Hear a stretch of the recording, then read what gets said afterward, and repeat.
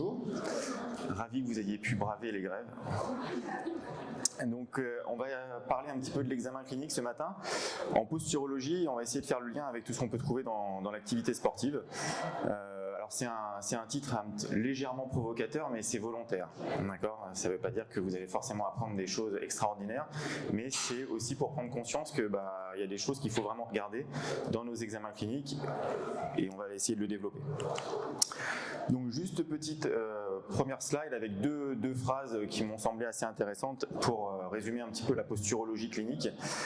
Tout le monde n'est pas posturologue, tout le monde n'a pas envie de le devenir, mais pour autant on doit essayer de regarder le corps dans son ensemble. Si on essaye de regarder que le pied, on va passer à côté de certaines choses et forcément on aura un résultat qui sera moins performant sur notre traitement.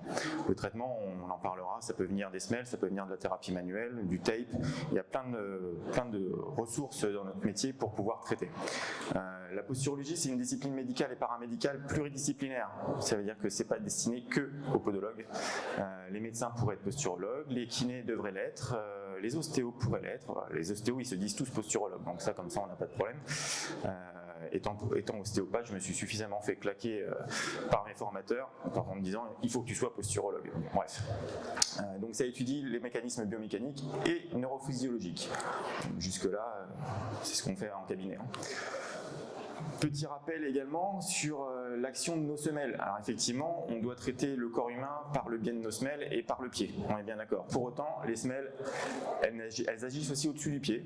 Donc sur l'oculomotricité, je l'ai volontairement mis en premier parce que parfois c'est un petit peu loin de notre domaine de compétences, mais ça agit sur la vergence et la convergence, ça a été publié, c'est une thèse, voilà. Ok. Sur le syndrome fémoro-patellaire, en 2019, il y a un papier qui a été publié sur la gonarthrose, sur l'activité des muscles paravertébraux, sur le sprint, sur la posture globale, sur l'alignement pelvien. Enfin voilà, on voit que les semelles agissent bien plus haut que le pied et c'est plutôt cool pour nous. Comme ça, on progresse et on ne s'arrête pas au 21e. De la stabilité dans la dynamique. Alors, j'ai trouvé cette slide assez intéressante. Effectivement, on marche rarement sur les mains dans la vie de tous les jours. Pour autant, avant de pouvoir se mettre comme ça, il faut que le patient soit super stable. Alors, super stable, ça passe par plein de capteurs. Nous, on va surtout s'occuper du capteur podal, effectivement, parce que c'est notre domaine de compétence. Vous avez peut-être déjà vu cette vidéo passer. C'est une danseuse ou quelqu'un qui travaille dans le domaine du cirque, peu importe. Au niveau postural, je pense que c'est difficile de faire mieux. En tout cas, moi je ne connais pas. J'ai jamais essayé, je n'essayerai pas. Mais voilà, pour faire ce mouvement-là, il faut que cette jeune fille soit ultra stable. D'accord ? Donc ultra stable, ça passe par ses pieds, ça passe par tous ces capteurs, capteurs Golgi, capteurs plantaires, Pacini, Ruffini, tout ça, ça doit être en éveil permanent. Alors bien évidemment, je pense qu'elle n'a pas fait qu'une seule vidéo pour la faire, mais pour autant, on peut remarquer sa stabilité. Et sa stabilité, elle passe par deux choses. Vous avez vu que la première partie, c'était une verticalité très importante, okay, et que de temps en temps, pour se stabiliser, elle met de la flexion. Okay, donc la flexion et l'extension sont deux choses qui vont nous permettre de nous stabiliser. Là, on peut dire qu'elle est quand même très en flexion et pour autant, elle est quand même très stable. Okay, donc ces deux mots, flexion et extension, c'est des choses qui doivent nous interpeller dans nos examens cliniques. Petit rappel également sur les capteurs podaux. Le capteur pied a un seuil de perception plus fin que celui du vestibule et nous permet de nous informer des oscillations posturales. Ça a été publié en 1994. Okay. Petite pyramide des besoins. Alors ça, c'est en partenariat avec Volodalen, avec qui je travaille également. Ça, c'est une pyramide qu'on doit avoir en tête. Quand on voit un patient arriver, il y a forcément la structure du patient, donc c'est le squelette, c'est la largeur du bassin, c'est ses fémurs longs, ses fémurs courts, des tibias longs, des tibias courts. On a la même chose au niveau des pieds, on n'a pas tous le même volume pied, il y a des patients qui ont des orteils très longs, des métatarsiens plus courts, ça reste dans un cadre, mais malgré tout, on a tous des différences. La deuxième chose qu'on doit regarder, c'est les réflexes. Parce que les réflexes, c'est parfois intégré, parfois non intégré. Ça ne veut pas dire qu'on doit traiter les réflexes, mais au moins percevoir qu'il y en a et que parfois ça peut mettre le bins dans nos examens cliniques. Les préférences, alors c'est préférence au niveau du mouvement, la posturopodie, GDS. Alors aujourd'hui on va parler plutôt posturopodie puisqu'on est podologue, la posturologie c'est global, la posturopodie c'est vraiment pour nous au niveau podologie. D'accord ? Et tout ça, ça doit découler d'une action, d'un mouvement au quotidien, d'alignement externe, interne, qui nous permettent de stabiliser notre patient. Mais il y a une chose à laquelle il faut qu'on fasse encore plus attention. C'est ceci. Dans quel état de forme nos patients arrivent quand ils sont au cabinet? Dans quel état de forme nos patients se sont blessés? On sait que la cause principale de blessure, c'est la fatigue. Ça, c'est dans tous les écrits, il n'y a pas de oui, il n'y a pas de non, c'est la fatigue qui provoque les blessures. Donc à partir du moment où on doit recevoir des patients, on doit recevoir le patient en lui disant « Ok, tu t'es blessé, tu étais comment? Aujourd'hui, tu es comment ?» Parce que ça va nous inciter à avoir une prise en charge un petit peu différente au niveau des matériaux, au niveau des testings et au niveau du conseil de renforcement musculaire qui est important aussi. Les réflexes archaïques, je vous les cite, c'est pas forcément mon domaine de compétence, mais il y en a au moins un qu'on doit vraiment gérer, alors même deux, on va dire. C'est le réflexe de Moreau et celui de Babinski, parce qu'effectivement, ça a une incidence majeure au niveau de nos bilans cliniques. Un réflexe de Moreau, je vous le refais rapidement, c'est quelqu'un qui n'a pas envie d'aller vers l'arrière, qui a peur d'aller vers l'arrière.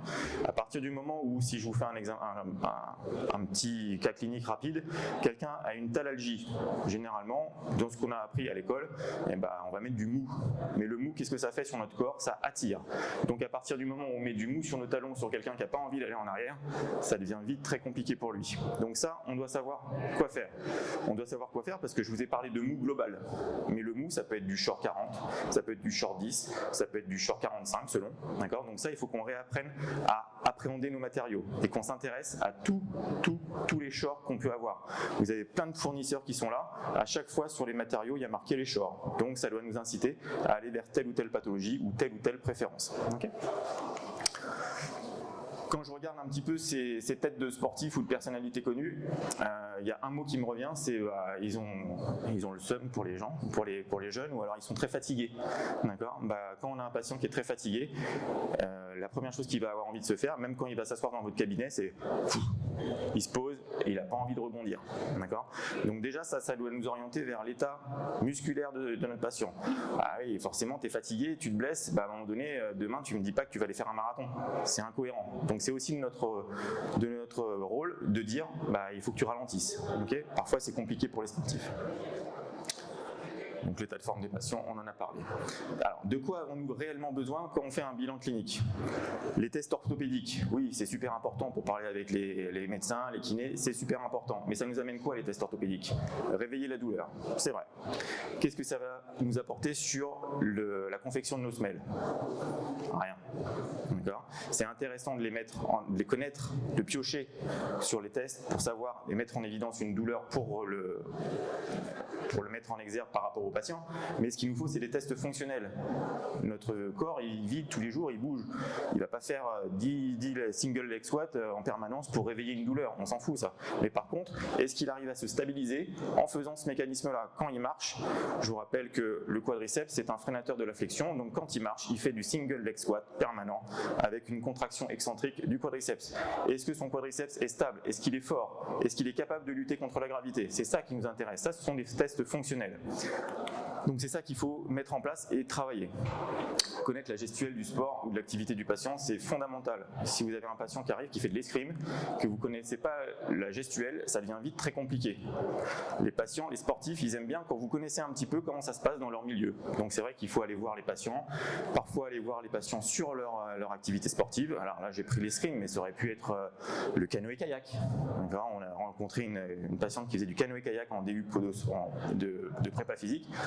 Moi, je ne connais pas le canoë-kayak, j'en ai pas tous les 4 matins. Donc je lui ai demandé de singer un petit peu son activité pour voir un petit peu comment ça se passe. Donc il faut vraiment connaître ça. Quel est le problème majeur de la majorité de nos patients? Mais c'est pas que nos patients, c'est la société qui est comme ça actuellement. Il y a des vidéos qui passent là-dessus maintenant. Même la sécurité sociale, elle est d'accord là-dessus. Il faut faire de l'activité sportive, de l'activité physique. Le manque de renforcement spécifique est fondamental et hallucinant chez nos patients, tous nos patients. La sarcopénie, nos anciens, on n'a pas que des sportifs au cabinet. Okay, la sarcopénie, ils chutent, ils se relèvent pas. C'est compliqué. T'as pas de muscle? Non, c'est pas t'as pas de bras, t'as pas de chocolat, mais là t'as pas de muscle, c'est compliqué de se relever. Okay, c'est compliqué de se mobiliser et c'est un cercle vicieux. Moins on bouge, moins on bougera. Moins on bougera, plus on ira vite dans le trou. Le tonus des muscles intrinsèques du pied, il est inexistant chez nos patients et je me mets dedans parce que ça fait peu de temps qu'on parle des muscles intrinsèques du pied. On revient dessus. Quand je montre à mes patients les mouvements de renforcement musculaire du pied, bah parfois je galère parce que c'est pas commun. Mais il faut qu'on s'entraîne à le faire et il faut que nos patients aient conscience qu'un pied, il a 3 capacités. Il est absorpteur, stabilisateur et propulseur. Okay, donc notre pied doit être fort. On renforce les biceps pour pouvoir soulever des packs d'eau. Bah, nos pieds, ils nous soulèvent en permanence et tout au long de notre vie. Donc il faut qu'ils soient très forts. Et notre rôle dans la prise en charge de nos patients, bah, c'est bien sûr, la première chose, c'est ne pas leur nuire, les soulager, tenter de les soulager et les conseiller. C'est notre rôle. Ils n'ont pas tous des coachs sportifs, ils ne vont pas voir tous le kiné. Je vous rappelle que nous, ils nous voient une fois, ils vont voir leur coach sportif beaucoup plus souvent que nous. Pour autant, c'est intéressant de leur dire ce que nous, on voit. Et par rapport à ça, il faut leur conseiller des exercices de renforcement musculaire. On ne va pas prendre la place du prépa physique, mais rien que faire des exercices de renforcement des muscles intrinsèques, c'est super important. Et si jamais un jour vous essayez de faire du renforcement des muscles intrinsèques du pied, je vous assure que vous êtes fatigué à la fin, parce que ça demande une concentration permanente pour avoir la conscience de mobiliser ses orteils. On a 3 types de patients, donc on a les ultra sportifs là qu'il va plutôt falloir calmer un petit peu, parce que la plupart du temps ils arrivent dans le cabinet et disent je peux recourir quand, je peux refaire ci quand, bah t'es blessé mon gars, donc il va falloir te calmer un petit peu. On a les sportifs, alors c'est les sportifs intermédiaires du dimanche, bon là c'est cool parce qu'ils ont toujours plein de motivation, ils ne mettent pas forcément en exécution mais ils ont une connaissance et puis ils ont envie. Et puis il y a les non sportifs, alors là parfois c'est la grande découverte, faire un squat pour un sportif c'est pour un non sportif c'est la grande découverte, pour autant il le fait tous les jours quand il s'assoit sur sa chaise pour aller manger. Un squat, c'est s'asseoir sur une chaise et se relever. D'accord ? Donc si on n'est pas capable de le faire sans se tenir la chaise avec la main, bah, ça devient vite compliqué parce que un squat, c'est bouger en permanence. C'est du renforcement des quadriceps, des ischios, des fessiers. Et tout ça, ça fait partie de l'appareil locomoteur qu'on doit prendre en charge. Donc quand on voit cette petite image-là, ça nous évoque quoi? Est-ce que ça nous évoque plutôt quelqu'un qui est rigide ou qui est fluide? Bah, c'est plutôt rigide. Non, ma fille fait de la danse, donc forcément je mets plein de photos de danse. Donc les danseurs sont plutôt rigides dans leur exécution de mouvement. Ça ne veut pas dire qu'ils sont rigides dans leur façon d'être. D'accord ? Quand on regarde la rigidité, bah, effectivement, il y a un empilement de pathologies qui peuvent s'accumuler. Ça, c'est un patient qui est venu pour un syndrome fémoro-patellaire avec un bon genou récurvatum. Un genou récurvatum, c'est de la rigidité. C'est une ressource que le corps a trouvée pour se stabiliser. Si je lui fais de la flexion, eh ben là, il devient complètement instable. Donc naturellement, tous les hyperlaxes, les hypermobiles, bah, qu'est-ce qu'ils font ? Ils bloquent leurs genoux et comme ça ils deviennent stables. D'accord ? C'est une ressource que le corps a trouvée, c'est une porte de sortie. Est-ce qu'il doit lutter contre ? Je ne sais pas, mais en tout cas, le corps a fait ce qu'il a pu. Donc ça c'est de la rigidité et généralement, les pathologies qui découlent de la rigidité sont plutôt dans l'axe. Okay ? Qu'est-ce que la rigidité ? C'est une porte de sortie que le corps a trouvée pour se stabiliser, une position des articulations avec une position adaptative, une position souvent inconsciente, une perte de mobilité en flexion, un défaut d'absorption des contraintes mécaniques liées à la gravité. Okay ? C'est pour ça que généralement ceux qui ont de l'hyperrigidité, ils ont de l'arthrose. Okay ? C'est des contraintes. Okay ? Donc plutôt pathologie axiale. Quand vous voyez cette photo-là, ça vous évoque quoi ? Plutôt de la rigidité ou de la mobilité ? Bah, c'est plutôt de la mobilité. Alors on parle plutôt de fluidité, d'accord ? Parce que quand on parle d'hyperlaxité, c'est tout de suite pris péjorativement. Fluidité, c'est plutôt global, c'est sympa. Donc c'est pareil, c'est un patient qui souffre d'un syndrome fémoro-patellaire. Alors je l'ai filmé, c'est très rigolo. J'ai quand même halluciné sur la première fois que je l'ai vu, et à chaque fois que je vois la vidéo, bah, ça fait quand même très bizarre. Alors le pied droit, ça va à peu près. Ouais, ça allait à peu près. Le pied gauche, ça devient vite très compliqué. D'accord ? Donc là, c'est de l'hyperfluidité. Est-ce qu'il est bien ? Est-ce qu'il n'est pas bien ? Je ne sais pas. Il a un syndrome fémoro-patellaire comme le précédent. Donc au niveau du genou, on peut avoir les deux principes d'action. Est-ce qu'on va traiter de la même façon ? Bah non. Ok ? Et donc la fluidité sont plutôt des pathologies qui sont transversales. Un syndrome du TFL, une patte doigt, un syndrome du moyen fessier. Voilà, tout ça, ça fait partie des pathologies transversales qui sont dues à des excès de fluidité. Donc ça, on doit le regarder. Parce qu'une fois qu'on a compris ça, le traitement il est simple. Okay ? Une hypermobilité articulaire, un mouvement incontrôlé, une absence de tonus musculaire, on y revient, un abaissement du seuil de capteur. Alors il y a beaucoup d'hypersensibles, comme ça, qui sont plutôt fluides, d'accord. Un hypersensible ou un dyslexique, c'est des gens qui ont une perception de leur environnement qui est exacerbée. Donc en fait, ils baissent leur seuil de perception pour pouvoir gérer un petit peu tout ce qui leur arrive dans la tête. Donc généralement, il y a une hyperfluidité associée. Okay, une structure musculaire qui ne joue pas son rôle d'adaptation, parce qu'effectivement le petit patient juste avant, là, s'il avait eu du tonus musculaire au niveau des quadrilles, ça aurait été un petit peu mieux quand même. Okay, donc on a des fluides 1, des fluides 2, des rigides 1, des rigides 2. Le tout c'est de savoir à peu près comment ça se passe. Donc là c'est Volodalen qui avait fait ce petit diagramme donc, par rapport à la course à pied. Mais il faut l'extrapoler sur toutes les autres activités sportives, que ce soit le foot, le rugby, le crossfit, peu importe. Il y a toute une activité sportive où on peut retrouver ces hyperfluides, ces hyperrigides. Okay, ceux qui travaillent sur plateforme, les hyper rigides ou les psychorigides comme on peut les appeler, ils bougent pas, ça c'est sûr, parce qu'il y a une rigidité qui fait que ils sont super stables. Mais est-ce qu'ils sont sans problème? Non. Et pareil, les fluides, ils bougent beaucoup. Donc à nous de les traiter un petit peu différemment. Donc là, je vous ai refait un petit peu le lexique de toutes les pathologies. Alors, on va dire qu'en orange c'est plutôt fluide et en bleu c'est plutôt rigide. Okay, donc entorse de cheville, c'est de la fluidité. Dysfonction articulaire cuneo-métatarsienne, c'est de la fluidité.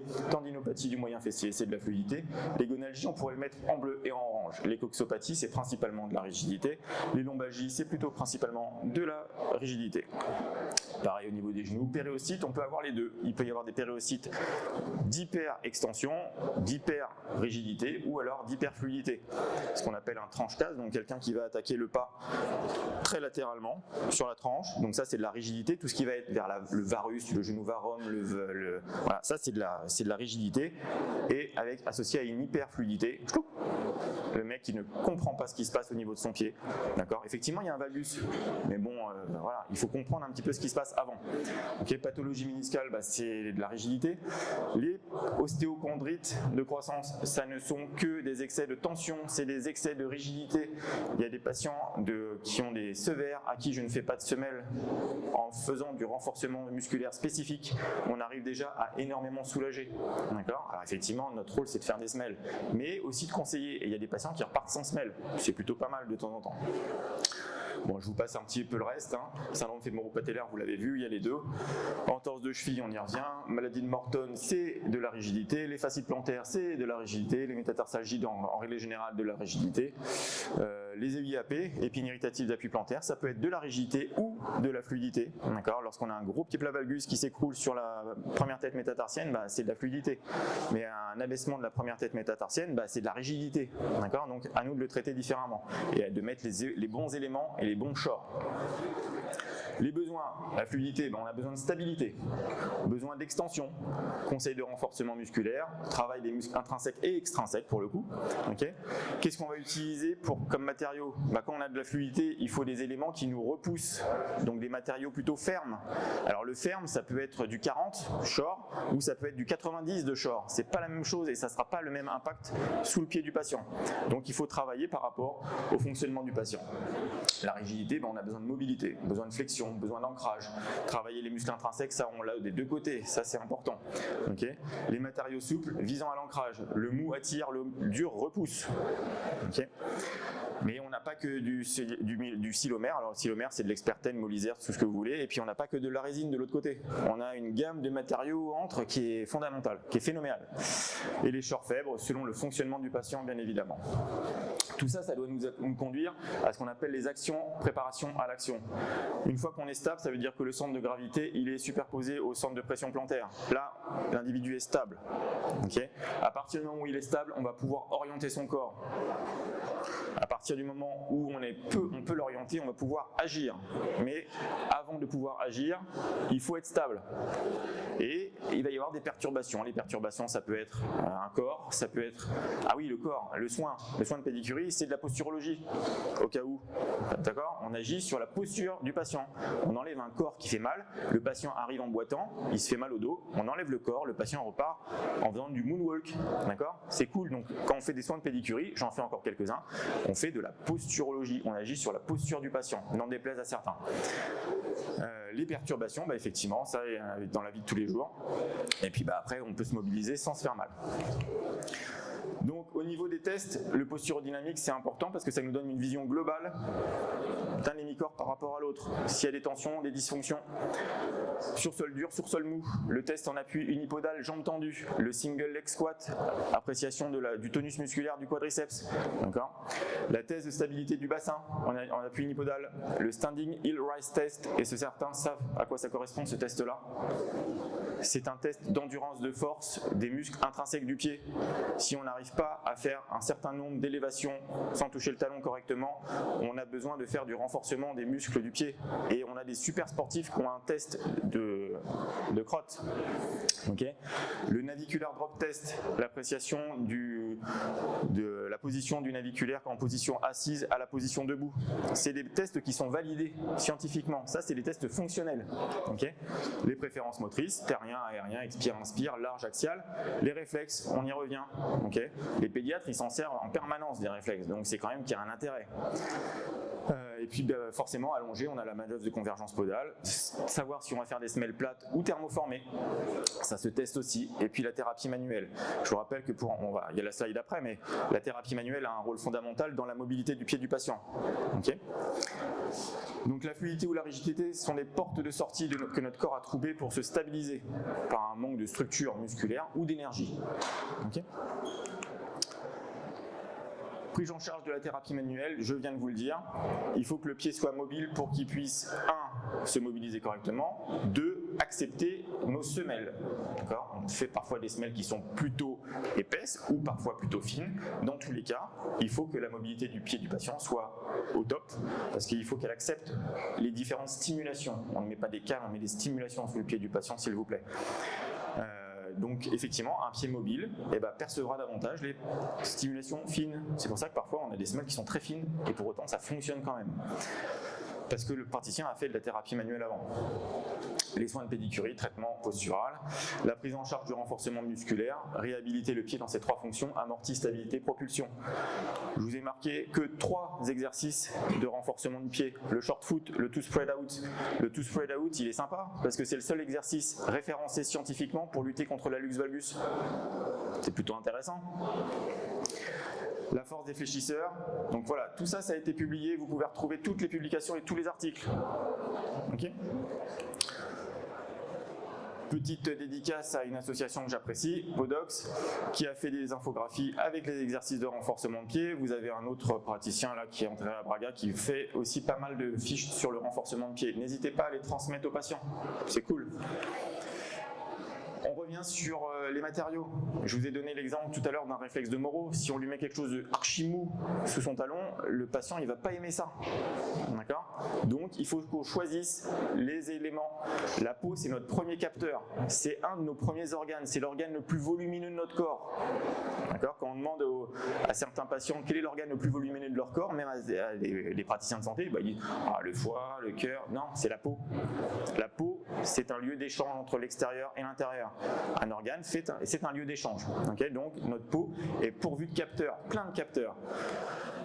Rien ne nous empêche de tester les matériaux sous les pieds du patient avant de faire les semelles. Chacun pratique comme il veut.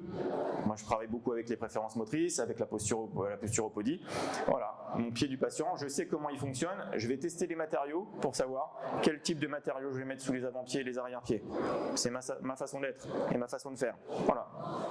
Mais dans tous les cas, je sais qu'un short mou, ça va l'attirer. Un short dur, ça va le repousser. Okay, donc ça va favoriser soit l'extension, soit la rigidité, soit la fluidité, soit la flexion. Fluidité et flexion sont associées.